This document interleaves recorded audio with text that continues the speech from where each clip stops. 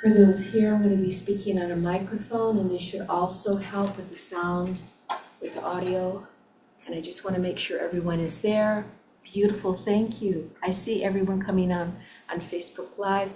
Thank you for coming in and for drinking of these beautiful, the living waters of wisdom.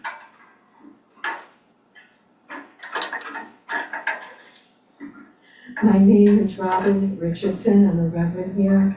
And what we're going to do is we're going to start out with this beautiful prayer to put the imprint of love and remember our mission.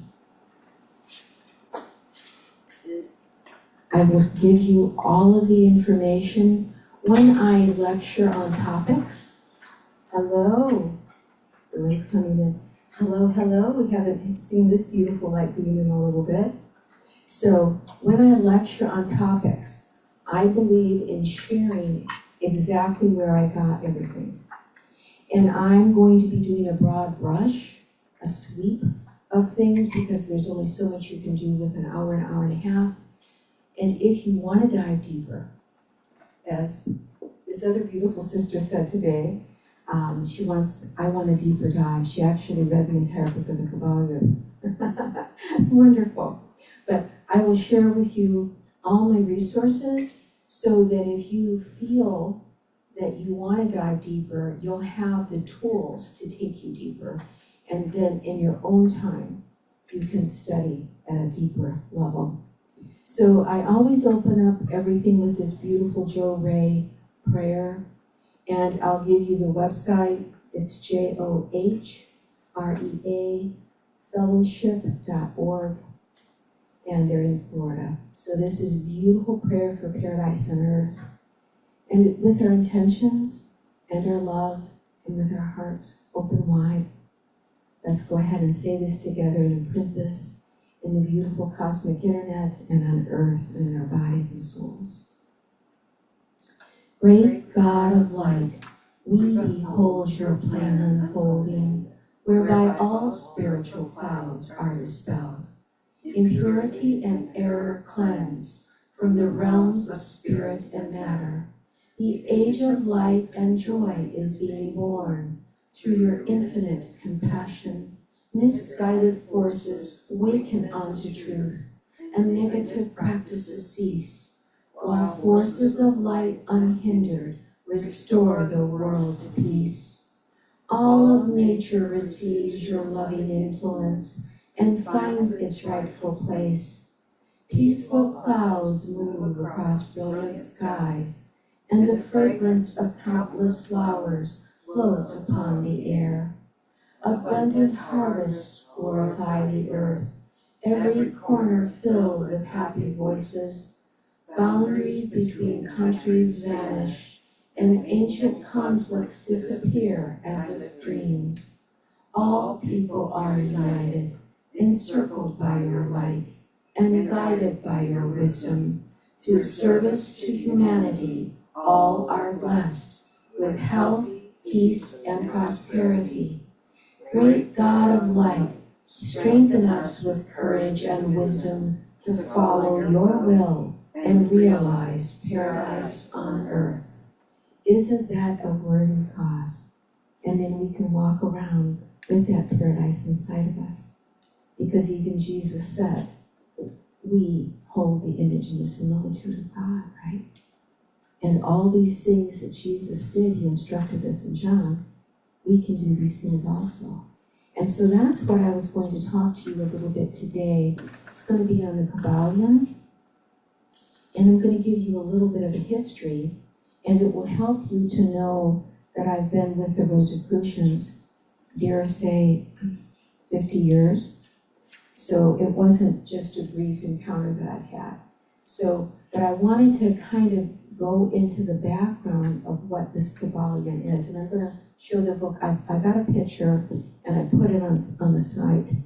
But I want to show you, you can get your own and what it is. So this is the Kabbalion. And it's going to be by the three initiates. And I'll give you the exact, author, because it was written in like anonymously, And you'll find that in a lot of the mystery schools, they're instructed not to take claim or ownership. And they do that so that you don't you don't worship them, but you're also not filled with ego. And they're not asking for someone to bow down to them. They're trying to spread the wisdom universally to those who have the understanding and have proved themselves. So I wanted to go into a little bit of background, and then we're going to go into this beautiful Kabbalion text, and to let you know what it was. To me, it's the psychology of how you apply some of these rules and laws, these immutable laws that govern the universe. And the mystery schools have held this sacred knowledge in this lifetime, dating back to Egypt. And if yesterday you were here, I showed you some slides, and even in the hieroglyphs, you see the pharaohs, and they're giving everyone the ankh, giving it to them orally. Do you see this? It's a vibration. If you even look on their glyphs, you're going to see they were working with light and energy, and they're going to have in some of the glyphs, when they're doing initiation, this is actually engraved in stone, that you have this beautiful energy around people arcing, and they're interjecting some energy there. So the Egyptians had this higher knowledge. They kept it, and what they did is they gave it only to the worthy. And we have it through the Essene Brotherhood that even Christ himself was in the pyramids and did some of the initiations. So interestingly, I'm just going to kind of give you a little teaser here. I love Greg Braden, and he said that when they discovered the pyramids, and in the sarcophagus in the pyramid chamber in Giza, in the king's chamber, first of all, it does resonate to F sharp, guys, to the Hertz frequency of 117. So when I come in on the first of the Sunday with my Lamdoma, we're going to play 117. Just for a few minutes for everyone, okay? Just so we can get our own Hertz frequency there. But what Greg Braden did is he looked into this, and in that sarcophagus, there was a bunch of white powder. And they didn't know what it was, but at least the scientists boxed it up and they put it away for some future time. They've just now uncovered that it's the residual of the calcifications of the pineal gland. So that goes to show you that there were initiations that they did in these pyramids. So that's what when we speak of the mystery schools, they had a higher knowledge. And I myself, because I've done a lot of research, we see the Egyptians having this knowledge, and they were only gifting it to the few and the elite, right? And if you remember this, even in the Bible, what did they have? The staffs with Moses, and the staffs, they put them down and they turned into snakes, and then Moses put his staff down, and his snake ate all the rest of them, okay? Moses was trained in this, so was the Christ. So we have these higher teachings. Jesus did, and I'll speak on this in December when I do, it'll be in December, and I have taught on this, Jesus in the mystery schools. It's important for everyone to understand that the Essene Brotherhood knew who Jesus was when he was born. And the mystery schools have this knowledge. We have books, and I can show them to you, that they actually released to the world to show you that he was connected to the mystery schools. And so he would actually teach in a mystery school fashion. The bigger circle, I'm just going to show you how they operated. So when you, now I'm putting it in context of how the Kabbalion was then gifted, okay? And it's not an exact true Hermetic texts, but what it is a new thought, scientific version of how to apply some of these laws. And it's in our time. But I want you to realize that Jesus, there was a brotherhood in operation. It's stemming from Egypt, which, if you think about it, Egypt got that knowledge from somewhere too. So that's that pre-Andaluvian age. these higher civilizations that might have had this operating knowledge on the planet. But Egypt did have it, and they were able, everyone was going to Egypt for their wisdom, right? So they were still holding it. And then we have to worry about the Library of Alexandria going down. So a lot of this knowledge was lost, but the mystery schools, to their best ability, retained it.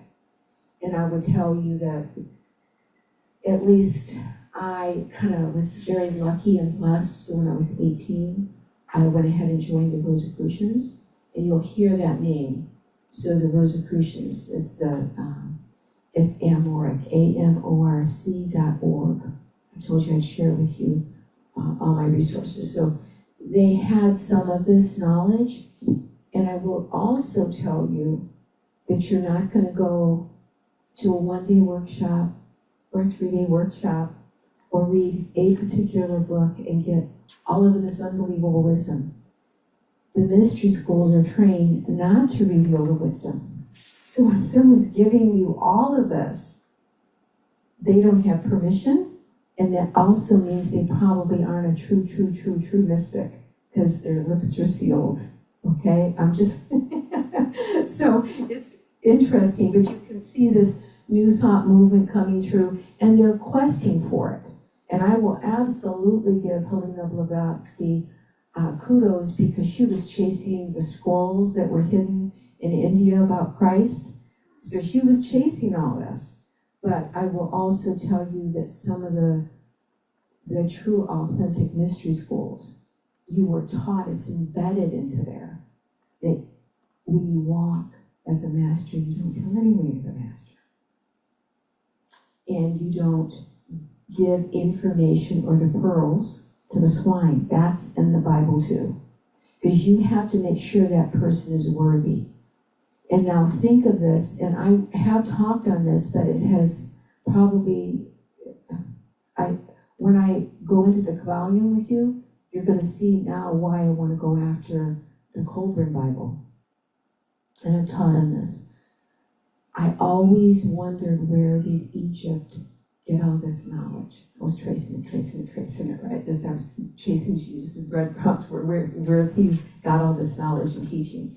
Oh, where did Egypt get this? Some of it's hidden in that Colburn Bible that I taught on. And these are ancient Celtic scrolls, and they were actually tried to burn them in the Glastonbury Abbey as heretics, right? So they tried to burn a lot of that ancient knowledge, and so then what they did is they put them on bronze scrolls so they could never be burnt again. But it's Celtic, and it's also on Egyptian papyrus. So they blended the two to make the Colburn Bible. And it's unbelievable knowledge, but they will talk in there, and I'm going to gift you this. I had to read the entire book to find it. They will tell you the legend that we, the people, our place was decimated. And so we walked into the land of Egypt and found that that was as similar to our place as we could get, and we disseminated this knowledge to the Egyptians. So that's the only little clue that I had, and so of course I was all over that Colburn Bible, and it's amazing. And it will speak of, that's what this is a parallel to, Hermes Trismegistus. And it will speak of the initiations, and it will give you some of the initiations in there. So that's one of the source materials that even are before these Hermetic Gnostic texts that I've been teaching on.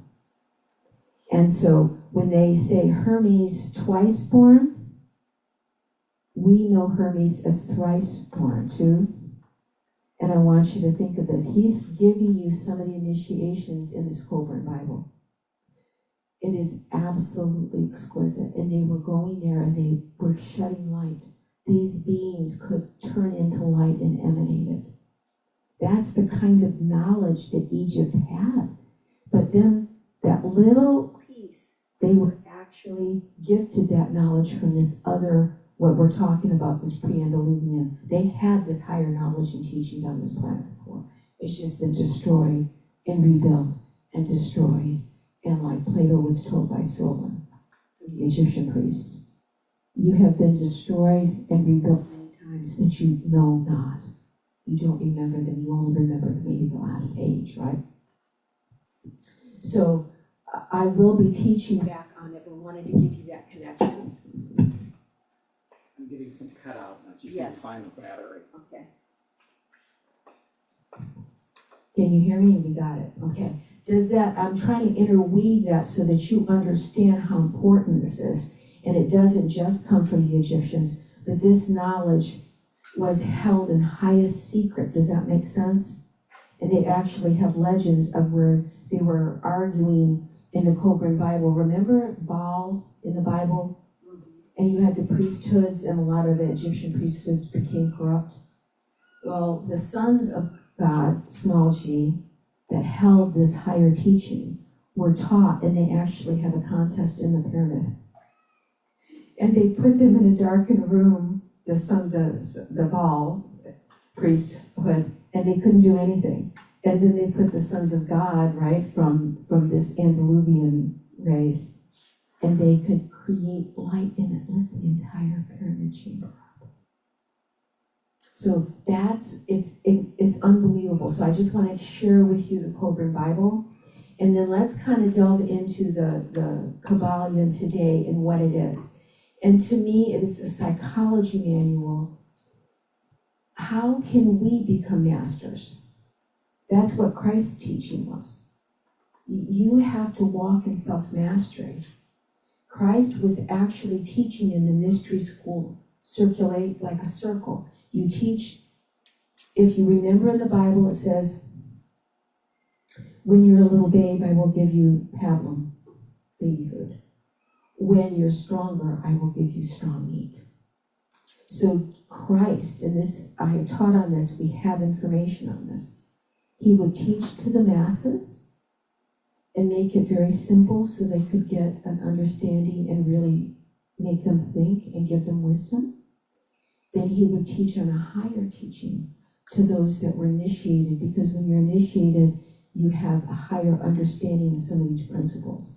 And he would even be motioning with his hands, and each one of those hand gestures would signify perhaps like a Kabbalion code or a higher symbolic code. So he was actually teaching on myriad numbers of levels to the people in the circle. Do you see that? It's profound. But you can see he also taught not just his 12 disciples. And I even done this, made reference to it. You'll see it in one of the verses in the Bible. They would meet in secret under the stars, and each one of the 12 had 10 disciples under them. They were each like an executive branch. So Christ had way more disciples than you realize, and men and women. And he would teach them according to the level at which they could understand. So doubting Thomas would have to see something physical, right? But then Mary Magdalene, or Mary, or some of the other disciples, would be able to go into more esoteric understanding. And he could teach on those different levels to each person. Isn't that exquisite? That's your true master. When you can teach to the person and uplift them. So I've got a good number of time. This is great. This Kabbalion, it's saying it's by the three initiates. It's written by an individual we have now known. He didn't release his name, but let's say it's been whispered that it's this William Walker Atkinson. So, but it's published in 1908.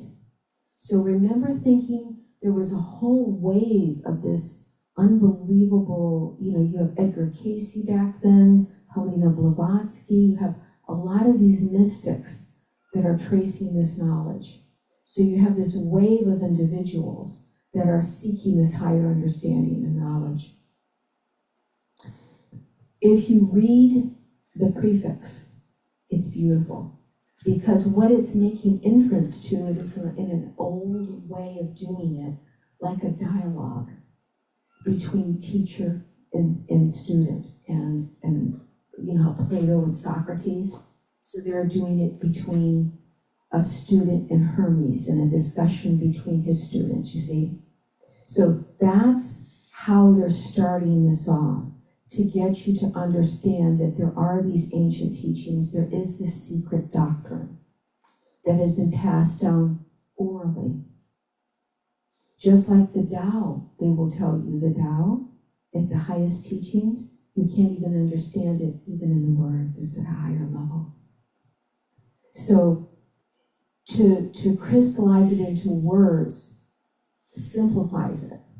But there is a point in time when you go through these initiations, when your spirit goes to another level that far surpasses words. But that's what he's making an introduction into this, you know, this prefix. So you'll see this, where he's talking about the ancient ones and what, you know, Hermes, you see, and he was, I'll give you just a little bit of it, and then we're going to go into the principles. So this is beautiful. The life work of Hermes seems to have been in the direction of planting the great seed. And you'll hear it in esoteric wisdom, we call it the way, you see, but he's calling it the seed, truth, which has grown and blossomed in so many strange forms. Rather than to establish a school of philosophy which would dominate the world's thought, but nevertheless the original truths taught by him have been kept intact in their original purity by a few men in each age, who, refusing great numbers of half-developed students and followers, followed the Hermetic customs and reserved their truth for the few who are ready to comprehend and master it. You see, you're starting to get those innuendos, that legend, right, of these initiation practices. And it's only for the few that are going to keep going on this journey. From lip to ear, the truth has been handed down among the few. There have always been a few initiates in each generation, in the various lands of the earth, who kept alive the sacred flame of the Hermetic teachings. And such have always been willing to use their lamps to relight the lesser lamps of the outside world, when the light of truth grew dim and clouded by reason of neglect, and when the wicks became clogged with foreign matter. There were always a few to tend faithfully the altar of the truth, upon which was kept alight the perpetual lamp of wisdom. Isn't that beautiful? Now, even esoterically, we are the lights. You see that? And there, you'll see imagery, even in the tarot cards, but throughout a lot of the mystical literature, of the old sage holding a lantern on a mountaintop. And he's holding the light aloft. And then you'll look out into the distance among the other mountaintops and see the lights. But they're holding the light to be the light, to bring the others the light so that they can see it like a lighthouse. But we are the light with our own consciousness. These men devoted their lives to the labor of love, which the poet has so well stated in his lines. Oh, let not the flame die out, cherished age after age, in its dark cavern in the holy temples cherished. Fed by pure ministers of love, let not the flame die out. So that is what the mystery schools have tried to hold dearly, this wisdom, and to contain it. Because as you know, different religions, Christianity is no exception. Every single religion at some time, they get controlled by the priests or the elect, and they'll go into another civilization and just burn everything down to the ground. All we have to do is just remember the Inquisition. And then you wonder why the mystery school traditions went underground. That's why. And then what, I'll give you a part of this, even with the Rosicrucians. What we would do as an order is you would go underground and be very secret like Christ. He would meet with his disciples in secret and teach them laws. He was trained in the mystery school tradition, right? You would go underground just like you wouldn't even see it. But you might pop up in Germany for 50 years, come back down, surface. Then you might pop up in another country here. That's the tradition of the mystery schools. And it was only until this generation, in the 20th century, that they decided that it was safe enough for them to come out all over the world. And that's why you're having this shift, a revealing of a lot of this knowledge. But again, it's not just going to be found in the book or in workshop.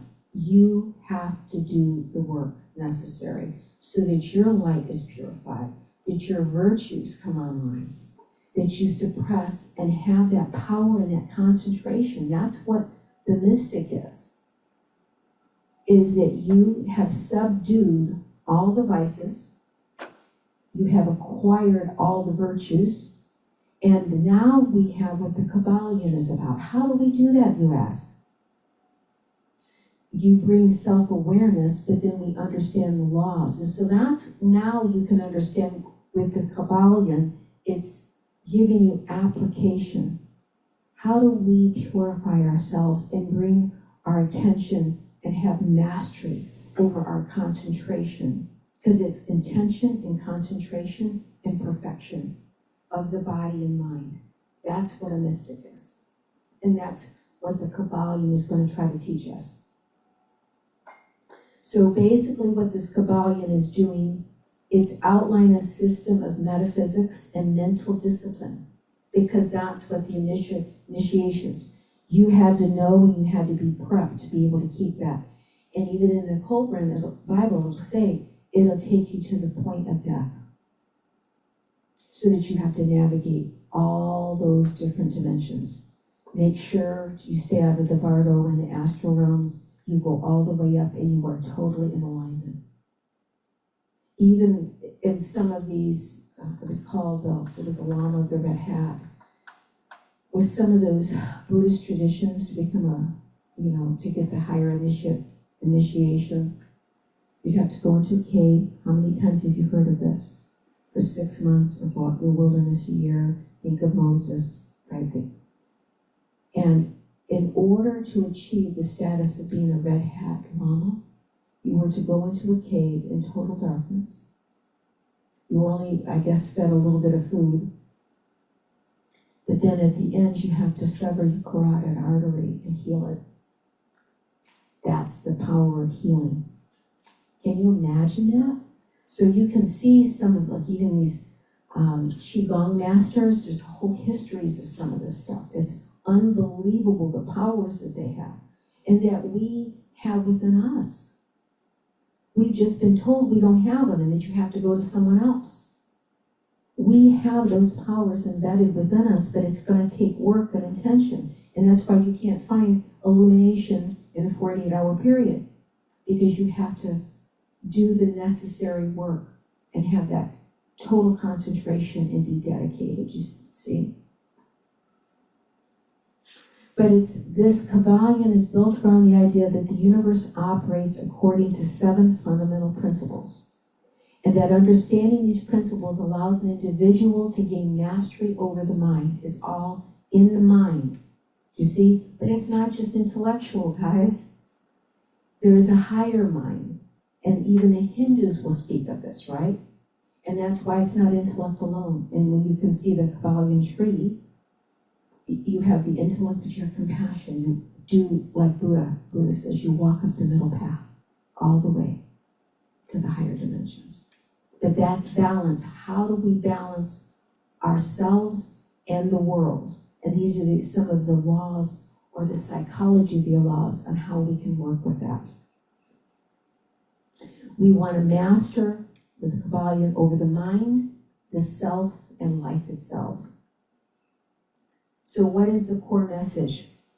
Reality is mental, governed by universal laws, and the individual can influence their experience by aligning with these laws. The first principle is the principle of mentalism. The all is mind, and the universe is mental. All reality originates in the mind of the all, and the material world is ultimately a manifestation of a greater universal consciousness. Personal transformation begins with mastering you, your own mind. We have to get control of our thoughts. Every thought is a vibration. Every thought's a frequency. So that's what they're saying in this principle here. We need to understand that it's awareness. It is the mind. You know, a few of you know I died and went to heaven, came back as a baby. It's all awareness. Pure awareness. That's what we are. And when we can get to that state to recognize that, then you command your awareness. That's what this is about. Every thought, every action. That's the master right there. And when you can do that, now can you see, that's when you would be called a sage, right? Because you've gained that wisdom to do that for yourself. And you're seeking the light, but becoming the light, and being the light, and spreading that light with total knowledge of what you're doing. But you cannot be wafted by the winds, by your emotions, by your thoughts, your negative thoughts.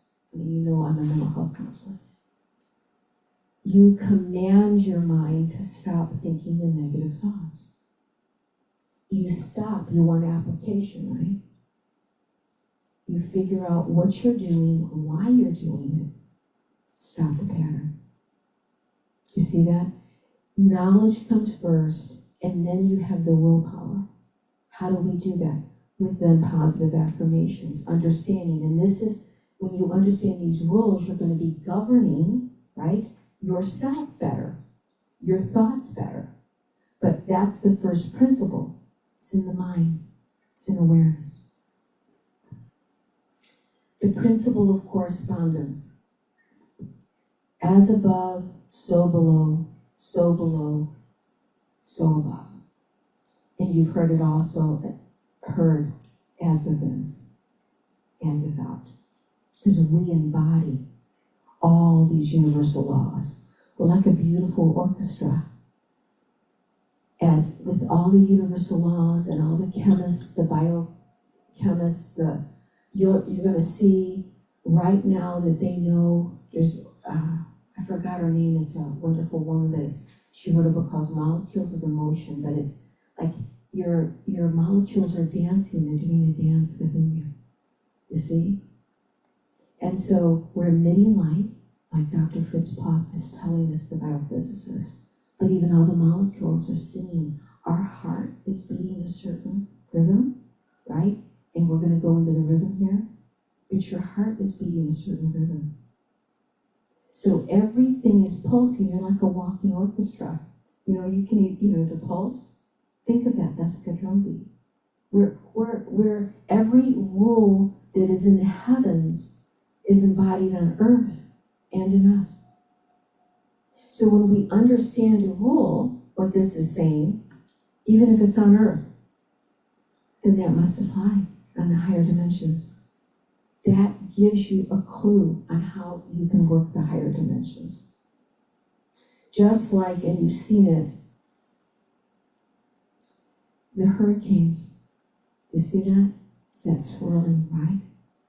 So that's even evident on earth with the tornadoes, right? It's the same circular motion. And we have those within us. We're like a Taurus. Do you see that? And what we're trying to do, a lot of in the Hindu literature, but you're trying to activate your Merkaba, all your chakras, and bring them on board. And you spin one this way, and you spin one that way, and you're opening up all your chakra points so that the wheels of light come on board. But all the patterns that you see in the heavens on Earth with the hurricanes, now, the Milky Way galaxy, have you seen that? It's the same principle. right? Swirling. So every principle that is in the heavens is going to operate on the earth, is going to operate within us. Now reverse it. Everything that we find here on earth is going to be operating in the heavens. We lose a lot of our understanding we get embodied here. And that veil of forgetfulness comes over our eyes.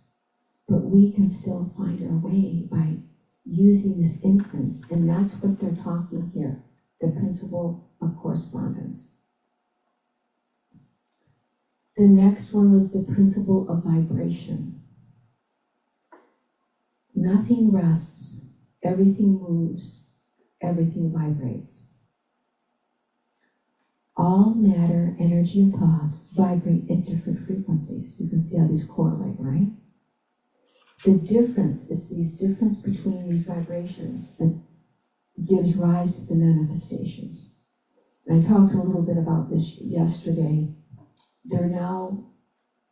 You're seeing science back up the mystics, and especially the Hindu philosophy. Everything was on different levels, and you'll see that all the way up. Plato spoke of this, right? This monochord Pythagoras. Everything's vibration, and they now know it's just vibration. You have touch, you have sound, you have light. You see, going all the way up, but it's one single string, it's one level. It's just a matter of frequency. And then that's what the volume is going to also tell you. It's a matter of thought. Is thought a frequency? Yes. So, can we choose to think differently to change the frequency in our body? Can we choose to think differently to emanate health, to emanate love? Can we choose? We still have the power of free will to choose. And so if you know everything is vibration, you have to be conscious of everything around you, how it's affecting you, because it's a vibratory situation, but now conscious of how you're affecting everyone else in the words you're saying or the words you're thinking. So I'm a little upset. I had a couple of patients that had cancer, and their doctors will say, you only have 6 months, so there's not much you can do. Versus another doctor saying, you've got a really good chance. Let's think about this. Think about the power of those words. You're already in a vulnerable state. When you are mindful of the words you say and what you emit outward, that's when you have mastery over your thoughts and you're using discernment. And then what are we choosing to do? Think positive. Because if we're like an antenna, we're radiating this energy, radiate positivity. It'll invoke and create another chain of event, right? That's positive. So that was the whole purpose. The secret was just a New Age manifestation of this old mystical literature. Do you see that? But that's where this is coming from. We get to choose.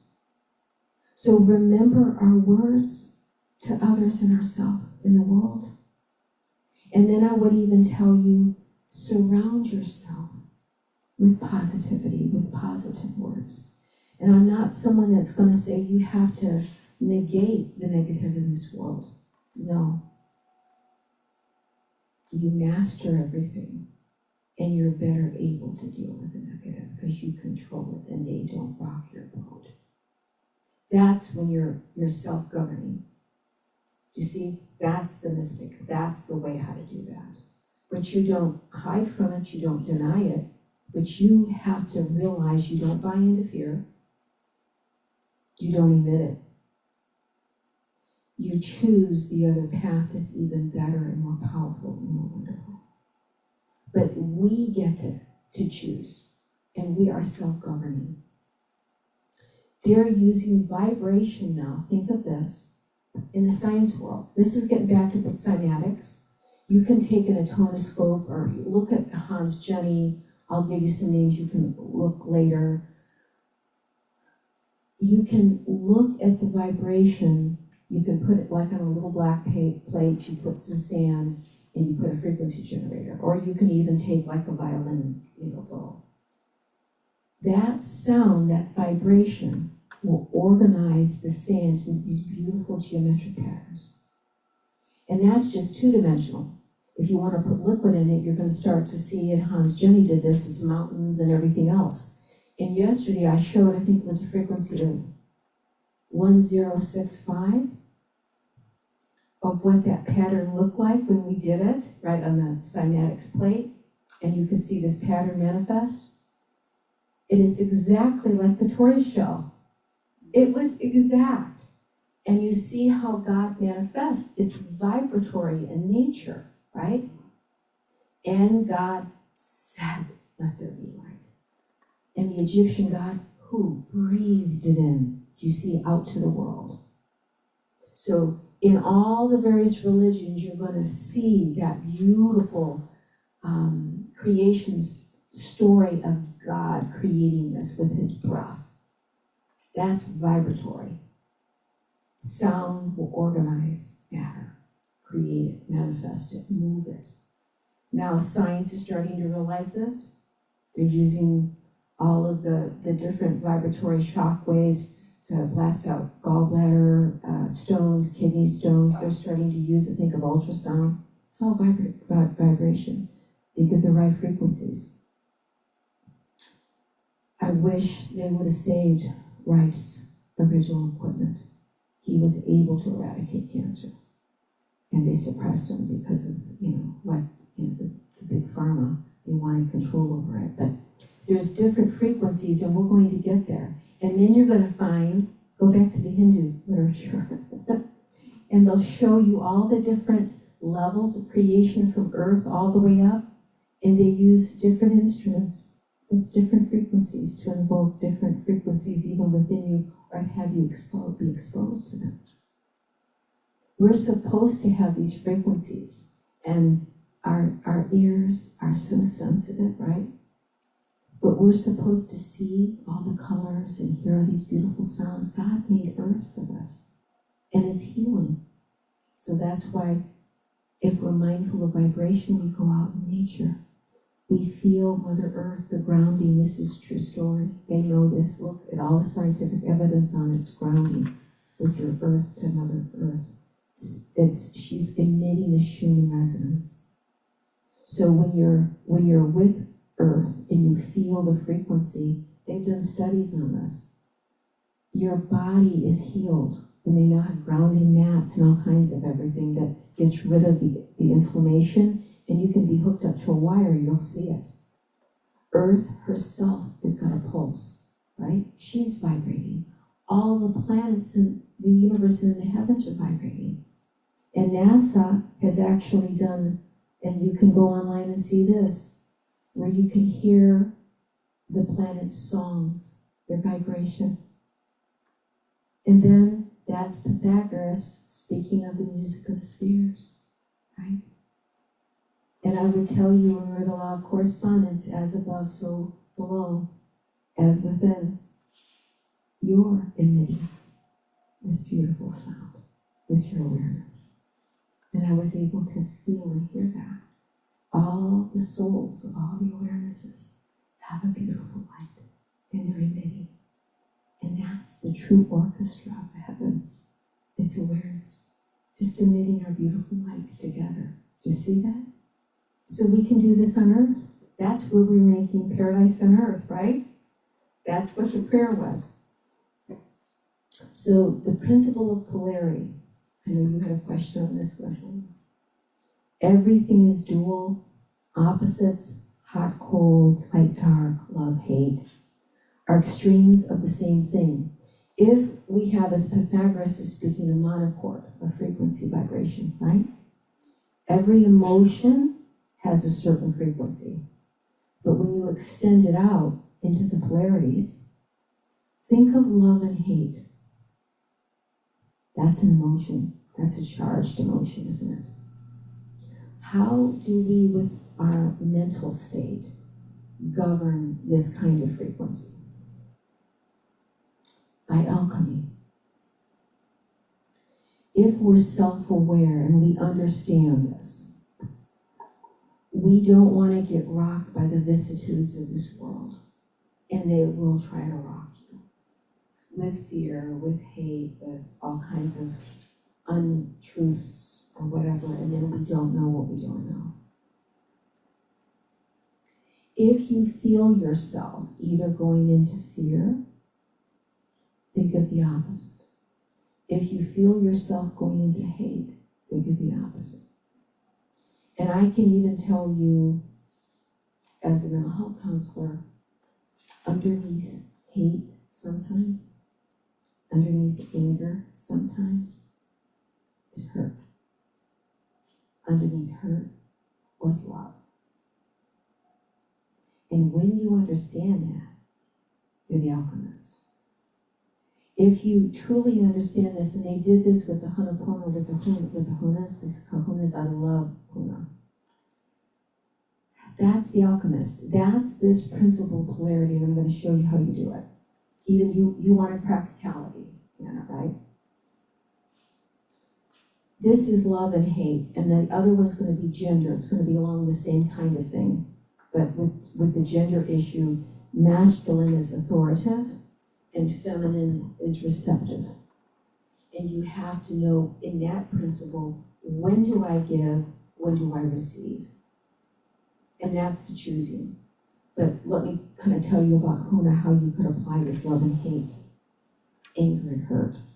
Because that's what's going to be triggering whole populations, the whole world, right? At least personally, with the worldwide political structures, we can't always apply this particular rule because there's so many mistruths that are swirling around everything. But personally, what I have seen, when someone hates, that's a charge, right? When someone's angry, because you can become angry, and then you can hate. Think of this as a vibration. Love is here, unconditional love. And then you move in over here to anger and to hate. That's still the same charge. So when someone hates something, they're tied to it. When someone's angry at something, they're tied to it. And that kind of frequency will sometimes make that same scenario happen in the next life, or that frequency that you're holding, you're going to keep repeating the pattern. Because it's in your aura, it's in you're emanating, it's almost attracted to you, right? Like, the law of attraction.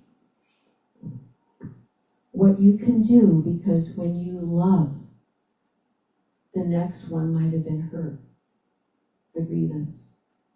And if that didn't get resolved, then you can hate because you were hurt that bad. That's where the frequency is. So the true mystic sees above this. And I've seen it in practice that I try to do, but also the Hunas. They would be able to come in and do a family counseling session. The interesting thing about the Hunas, they would bring in all the parties, all the agreed parties, but they had the ability to go up into the other world. And what they were able to find, because they could communicate, is this aunt was awful upset because her daughter had been mistreated by this uncle after she died, and then all things were happening, or this one person was plagued with illness, all these things.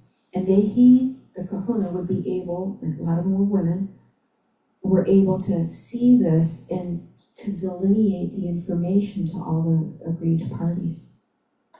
And then they would have to make it right. Not just say, I'm sorry. With the Huna philosophy, you have to make it right.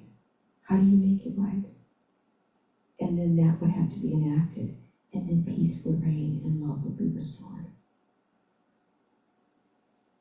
So you can see it even in generations and families, right? If someone's really hurt, they're angry. So then how are we going to contend with that? What was the hurt about? Go to the aggrieved party. A lot of times the avoidance is the guilt.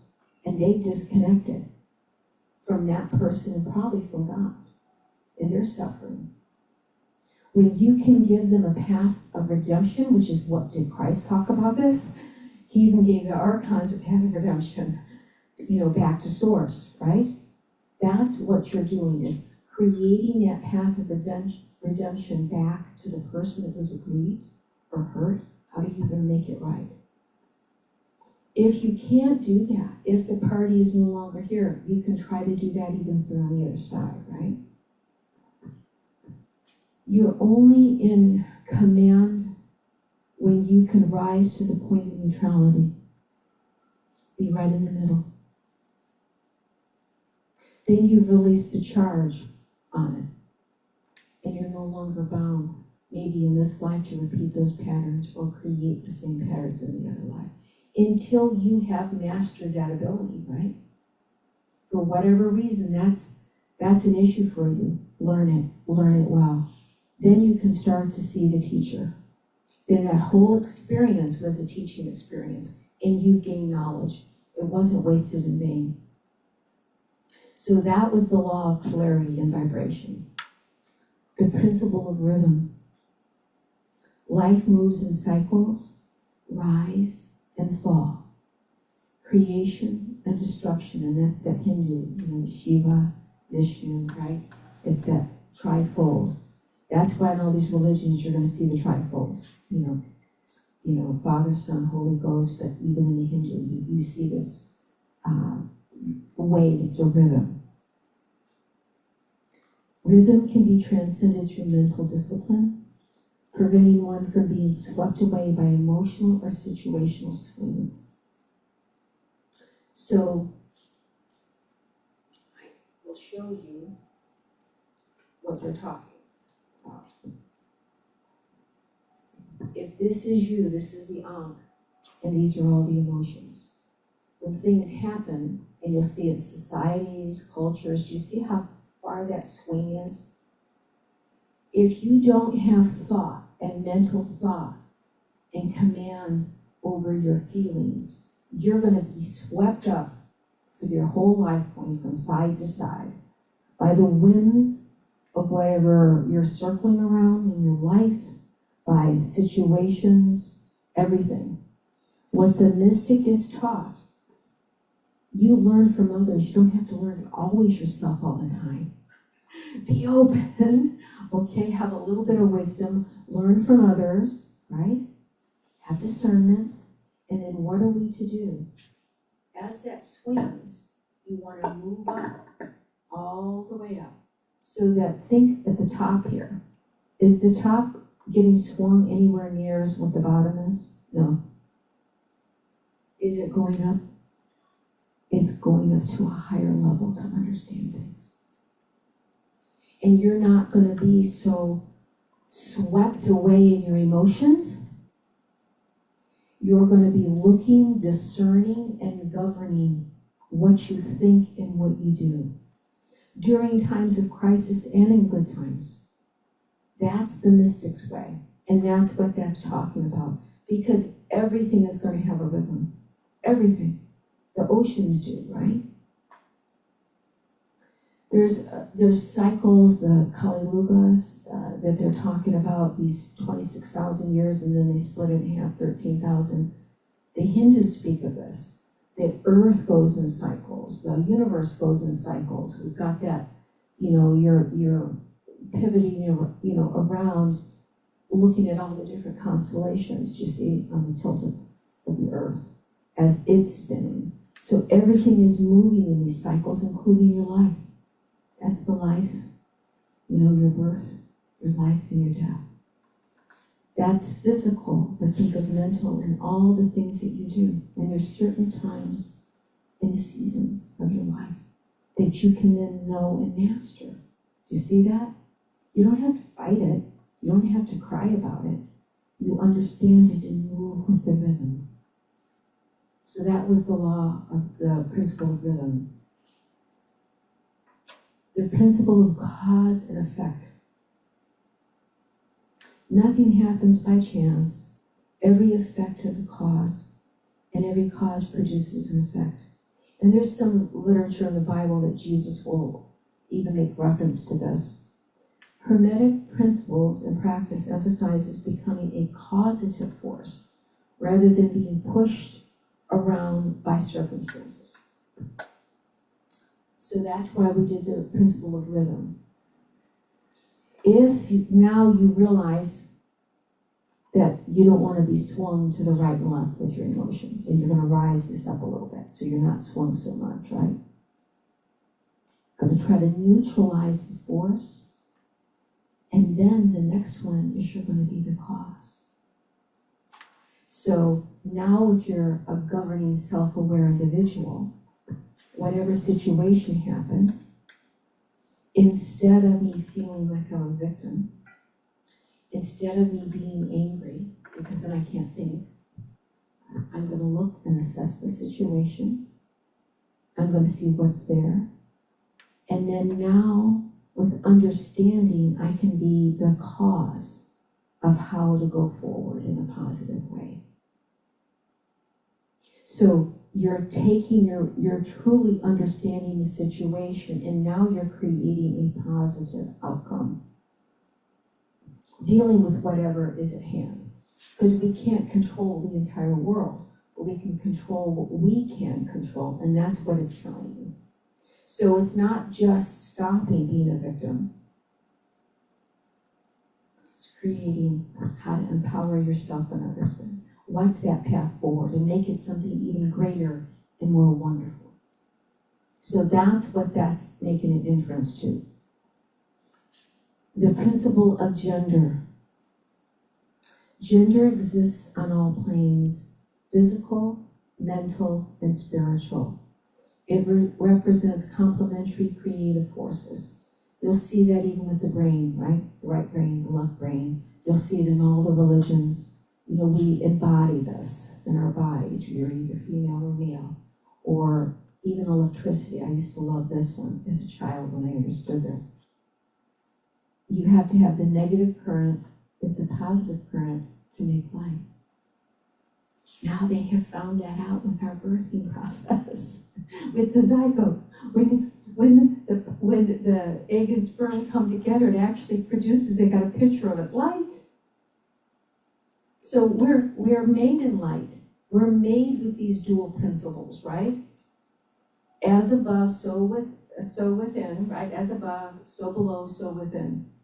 So you can see that in the power of how we're created, and we continue to create this light. So now gender. Let's specifically look at this. Gender embodies, from the male side, authority. You can be directive, right? We can go forth. You're pushed out into the world to do things. I create a cause. Okay, I'm going to do this. That's the male. The female's intuition, the female's receptive. You can't have one without the other to create the magic, right? Is there times in your life where it would be good to be assertive, and then other times when it would be good to be reflective and being a receiver? No matter who we are, we have to have both. We have to embody both qualities. And then have the discernment of know when to use and choose which energy we're going to apply in a causative effect, in a causative manner, right? So if and you've, all right, let's give you an example, mama bears. Something happens to your child. You need to be a nurturer. You need to be kind and loving and try to heal that child, right? That's what they need. Sometimes when they're hurt. Other times when they're hurt, do you need to be taking action? Do you need to be the mama bear and go and fight? Yes. You need to be the protector, and the nurturer. And the same thing applies to males. Males just have an advantage of being the authority, right? The women have the advantage of being a nurturer. But we're all souls encased in this body. And we need to embody both levels. And I've seen this evident in life, in your partner and in a friend. Let's say, I'm going to give you an example of my aunt. Back in the day, because I remember this well, she didn't even drive because women weren't taught to drive. The man was going to drive her around. He did the checkbook, right? Paid, fixed the car, did all those manly, wonderful things and fixed the house, right? She cooked and fed the children. And that was your typical stereotype, right, of marriage.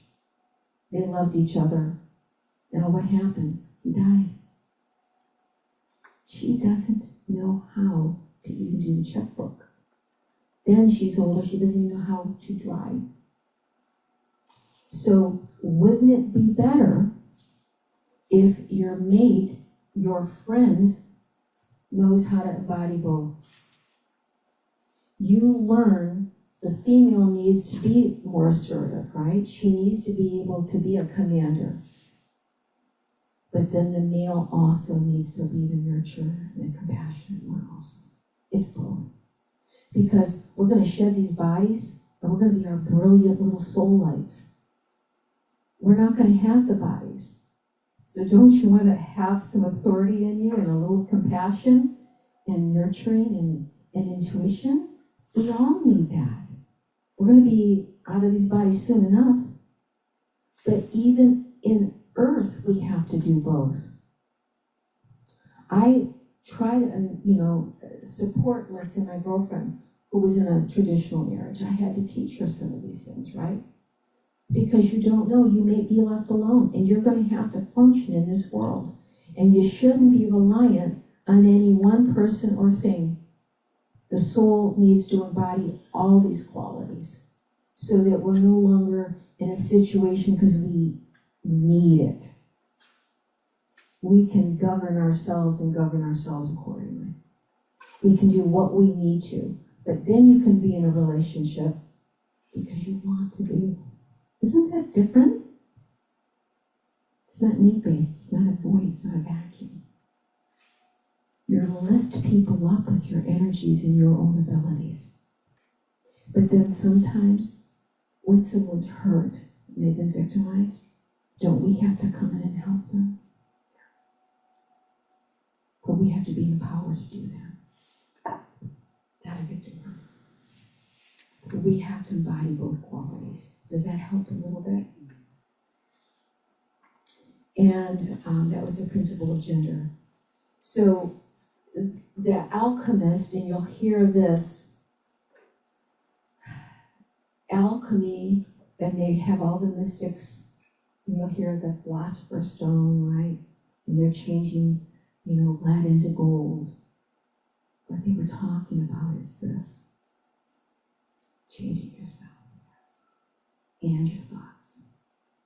And then taking a circumstance and changing it into something positive that was horrible. So we can take a situation that was absolutely just grievous, right? We want to talk about all the laws, cause and effect, being the true mystic. Something is horrible. Someone inflicts some kind of horrible tragedy into your life. You're reeling from it. But you turn around and you start to see what you need to do. You might have to be the nurturer. You might have to then be the more masculine commander. Fight back, right? Claim your territory. And then you use the law of cause and effect, create even something more wonderful. So I'm going to give you, let's say, Mad Mothers Against Drunk Drivers. wanted an application. That poor woman lost her daughter. And in a situation where someone was just drunk and killed her. That's a mother's worst nightmare. She could have grieved, and I've had my patients grieve their whole lives. They don't get over it. That's victimhood. They might have anger. Then they might bring that anger into their life, or victimhood or crying, right? And it might even go into future lives. What did that mother do? I'm so proud of her. And I'm old enough, I remember this. People, there wasn't any consequences to drinking and driving, right? She got a few of her friends, the neighborhood. In her community, when there was a drunk driver that did something, they would sit in the audience and just be there as a witness to the judge. I lost my daughter, I'm sitting here. Remember me, remember my daughter. That took guts. What was it? Also a causative effect. She neutralized her emotions to be able to think about this. And then she went into a more masculine stance here. You see, I'm going to produce this, I'm going to do this. That's authority, right? What has that woman done in, 30, 40 years? The whole tide shifted. And then you think of that one daughter that died, and I still cry tears for her. But look what her mother did in her name. How many other children lived? That's what you're talking about when you're being an alchemist and you're using these principles. Does that give you a real world application of both gender, commandment, neutralizing the emotion, governing how you feel about things? But that's something we all remember. And I'm very glad all the Uber drivers are out there making money. That's a good positive effect. Now we created all these children. They'll go use an Uber driver. They won't drive and drink because of those consequences. You see that? So that was turning something that was tragedy into something golden. That's how you do this. And we have to then search in our own lives for every encounter that we come up with. How can we change whatever situation it is? Utilize these principles and then come above it. Utilize something positive and then put our energy into that. That poor woman could have cried the rest of her life, right? She did something amazing. And I can guarantee you that her daughter's in heaven, smiling. She probably helped her, right? So that's how we do those things in our lives. Now, I did want to give you a little bit of this background because you do have, and I have taught on some of these things, the traditional Hermetic texts are going to be slightly different than this Kabbalion because this is more like psychology. It's more giving you practicality on how to apply some of these things. But when you're looking with the Hermetic texts and something like this, there's a slight difference. What are these Hermetic texts I'm talking about? I went into the Egyptian mystery schools. The authentic Hermetic texts are written between the 1st and 4th centuries in the Hellenistic Egypt. You see, Egypt, we keep going back to Egypt. And then my inquiring mind would remember who gave Egypt all that knowledge. Let's find the source. The Hermetic texts blend Greek philosophy. That's where you're going to get, Socrates, Plato, and Pythagoras, right? The Egyptian religion and mystical cosmology. It's you'll see that throughout the Egyptian kind of myth, you're always going to be thinking and hearing about Hermes, Trismegistus, right, or Thoth. And so you'll see it in different terminology. The Kabbalion book was published in 1908. It was more influenced, let's say, by New Thought, Theosophy, but they understood the Hermetic immutable laws, and then they tried to make it more applicable during that time. So that kind of gives you the context of that. It wasn't an old sage, it wasn't Hermes that did it, but we do believe it was William Walker Atkinson. And so some of the other texts might have been like this Path of Light, the Bruce Codice. You'll see some of these other Gnostic texts, and the Pistis Sophia, think of that.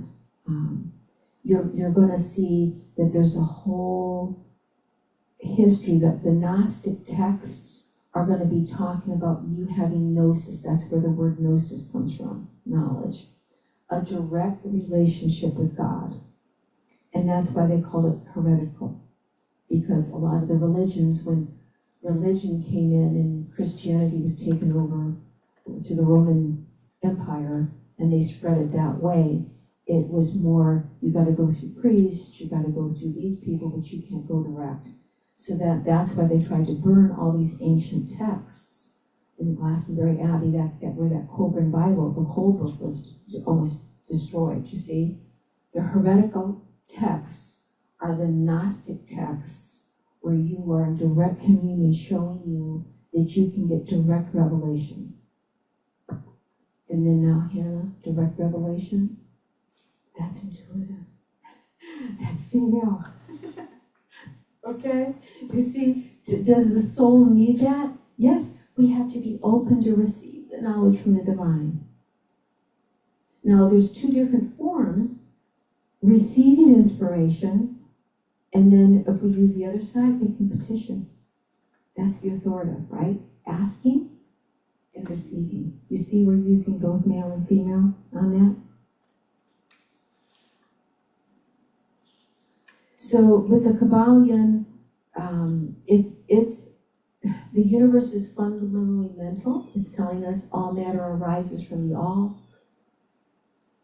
A kind of universal consciousness. I mean, we can call it every kind of name, every kind of God you can think of. What I can tell you from being on the other side, God isn't any religion. It's not going to be just one particular religion. It's all religions and more magnified by n to the infinity. It's all religions and more. And it keeps going infinitely. So just be prepared for that magnificent ride. So, it's not, when you get to heaven, God isn't going to ask, are you a particular religion? It's way more than all these religions. So don't get bound into one particular situation, okay? Because God isn't going to be boxed in. And God is way more than one. It's infinite. So wrap yourself around that one. And the Kabbalion was the view resembles idealism of the New Thought era, you see, because it was taking maybe some of this ancient Hermetic stuff and trying to solidify it and give the modern world something they could grasp and understand with science behind it. So Hermetic texts see the world as divine organisms, right? While the Kabbalion sees the world as mental. We can use the mental, right, to project upward and to receive what we need to. So let's see. I do want to give you a little bit more of these meditations, just something that you can do to think about this. And let's say a practical application of mentalism. You can do a morning mental exercise. I would suggest the Gospel of Peace. It's beautiful, and Jesus spoke to us as seeing brotherhood, and I've taught on this, and they'll have different angels, and in every single morning it's a different angel, and it's got this beautiful thought to think, to set that angel with beautiful gratitude, and to have the intention. So I would suggest you look into the gospel of peace with these beautiful angels, and you'll see that he's giving you, Jesus is even using this to teach us a seen brotherhood. But you could have a morning mental setting where just, let's say, we spend 5 minutes each morning choosing the mental state that you want to carry. Is it peace? Is it discipline? What do you want to work on? Compassion? And you start your day off. Because you're putting the intention, the intent of the energy out, right? That's being in a positive direction. Thought, discipline practice throughout the rest of the day. When a reactive thought arises, pause. Feel where it is. What is it? Name it, right? Try to figure out where it originated from. Realize that that's maybe not this instance I'm getting triggered. But replace it with an intention. You see? I feel anxious. Why am I anxious? Trace that back. We do this in counseling all day long. Where did that come from? Process that feeling. And then move through it. Do you see that? To that more positive aspect. And come back to the present moment. So you're choosing to do what you wish in a positive manner. And then you replace it with a positive intention. Usually the opposite might work. If I'm anxious, then you can make the affirmation, I choose steadiness. I can choose gratefulness. You can visualize something and then go forth from that. A lot of these work, these beautiful positive affirmations, but in imagery, you see. If you have to walk in somewhere, and you might get a little anxious or nervous, have an image that you use. I have an image. It's a beautiful image, but it's this woman, she's like out in the forest and she's on some rocks because remember, Mother Earth has this beautiful frequency that grounds us, but she's also in water. Water is an element that is a purifier, right? But she's got this beautiful, beautiful light around her. It's like a membrane. And the light from above can come in, and her hands can project light out to the world in her heart, but she's got a bubble of protection around her. And she's got Mother Earth coming in, and this beautiful sun and God coming down into her so she can emit it to the world. Like the beautiful sages that we talked about with the lantern, right? So it's protection, right? But it's also how do you project out to the world. So come back to that image that you choose for yourself. That's my image. You each are going to have your own image. Sometimes you want to be a shield goddess, or shield maidens, right? An angel, whatever you wish to choose. But I would also tell you, go back into this in the gospel of peace, because Christ gives you those beautiful imageries of an angel to focus on each day. And then a prayer. You're grateful for Mother Earth, for the God above. So you start choosing with intention that day. And I'm not going to say you're not going to get rocked. This earth is filled with trials and tribulations, right? But how do we govern ourselves then according to the rules that we know to apply? So the principle of correspondence, you can think of, you're going to align yourself thinking intelligently with whatever situation is at hand. How can I make myself go in alignment with something that's actually higher, that's exhibiting up here? So align yourself with the higher source, then align yourself within, with visual imagery and then emotions.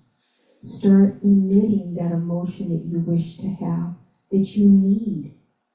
You see, a lot of times people go through life and they need things. And I would tell you, it's a frequency. If you need something, call it down from the heavens. I have a mental exercise that I suggest to people. It's beautiful. Create in your mind's eye a cosmic mother and a cosmic father. And in the Cosmic Mother, I want you to put any and all qualities that you ever thought a mother should have. Could be people in your life, could be images from movies, but any single quality that you thought a mother should embody that you've ever needed. I want you to write it in there, all the qualities, and then put images in there, right? From our era, it was June Cleaver. It was Father Knows Best, remember? We have a lot of imagery that we can utilize as the perfect mother. We can put Mother Mary in there, right? We can put all the beautiful qualities and put it in there, creative. And then I'll do the very same thing for your father. Think of all the father figures. It would be the perfect father to have in any and all situations. Sometimes you want someone guns a-blazing like John Wayne, right? But other times you might want someone loving and understanding. So I want you to create that, because we can be the causative energy, the causative effect, right? So we're going to create this beautiful cosmic mother with all these qualities, this beautiful cosmic father with all these qualities. And Christ is kind of doing this with his angels, okay? But you're putting all these qualities that you ever would think that you might need into a mother and father. Then when the storms of life come at you and you need solace, or you need a mama bear, right? Or you need John Wayne, doesn't matter.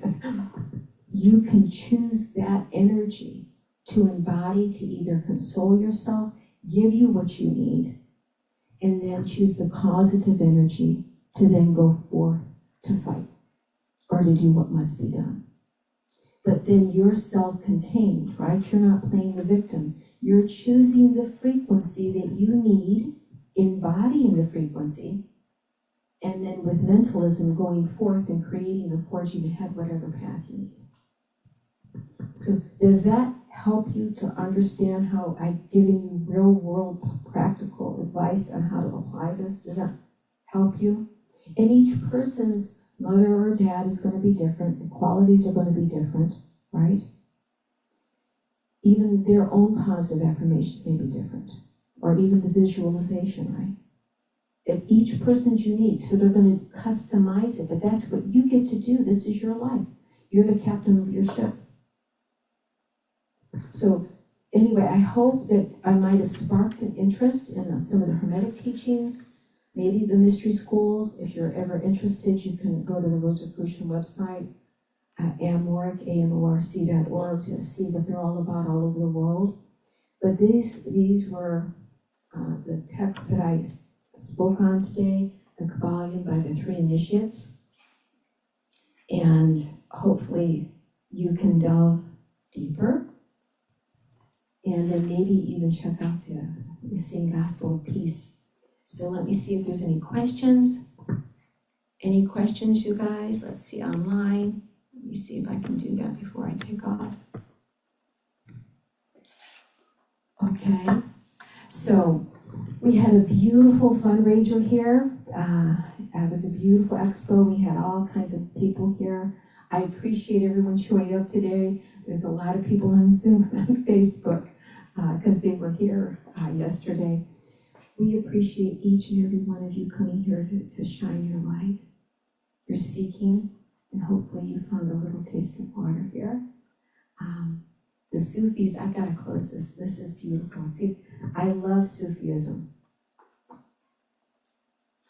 And this might, because they speak in stories, and you can remember the stories on down through the ages.